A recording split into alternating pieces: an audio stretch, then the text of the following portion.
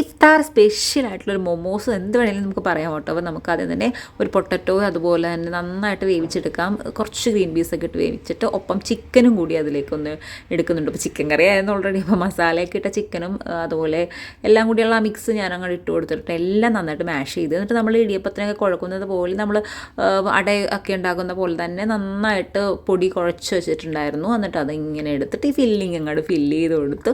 എന്നിട്ട് നമുക്ക് ഇതുപോലെ ഏറ്റവും സിമ്പിളായിട്ട് ചെയ്യാൻ പറ്റുന്നതാണ് കേട്ടോ. ഈ ഒരു സ്പൂൺ വെച്ച് നമുക്ക് ഇങ്ങനെ ഒന്നാക്കി കൊടുക്കാം. ഫോക്കോ എന്തെങ്കിലും എടുത്തിട്ട് നമുക്കിങ്ങനെ ഒരു ഡിസൈനൊക്കെ ഇട്ട് കൊടുക്കാം. ഒന്നിൽ കിഴി വേണമെങ്കിൽ കിഴി നിങ്ങൾക്ക് ഇഷ്ടമുള്ള പോലെ നമുക്ക് ആവിയിൽ സ്റ്റീം ചെയ്തെടുക്കാം കേട്ടോ.